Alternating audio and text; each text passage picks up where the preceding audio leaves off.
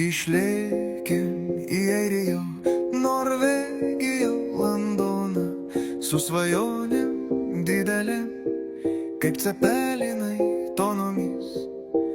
Darbdaviai šypso, bet šaltibarščių nerasta, o širdį tik noras mama išvirtų minkštų gniūžtų dar kartą.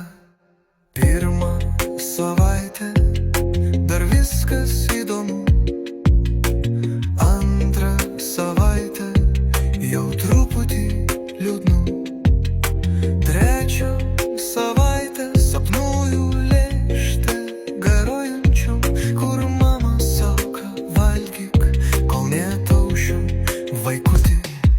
Pasiilgo mamos cepelinų, tų riebaliukų virš spirgučių debesų, ne McDonald's, ne kebabai, ne suši su lašiša,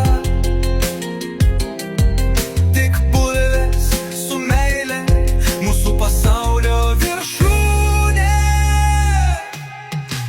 Mokėmės daryt patys, prisipažinsiu atvirai, internete radau receptą, bet galvoju čia kažkas ne taip. Virinom 3 valandas, rezultatas lyg akmuo, bandėm kirsti su peiliu, jis lūžo, tai palikom šunim. O tas šobritas net nesuprato, kas čia, atsikando ir į kampą tyliai nutapeno be garso.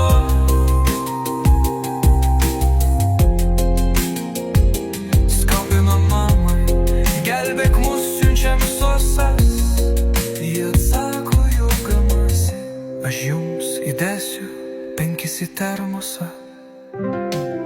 Pasiilgo mamos cepelinų, kur suspirgas grybais į sviesto tirpstančių, kur nuo kvapo jau sotus, nuo garo jau laimingas, kur cepelinai, ten ir dainos, ten ir mūsų šaknis gyvas. Draugas Airijoje išmoko stirgus kept, sako dabar jau esu pusių lietuvis, pusių šefas, tik pamiršo jis bulves nulupt ir smulkinti. Gavosi didžiulis blynas, bet vis tiek valgėm su daina. Pasiilgom mamos cepelinų, kur šakute vos palietus išsiskiria meilė. Ne Elmyšė, ne jokia užsienio žvaigždutė, neprilikstam, ką mama verda su prijuoste.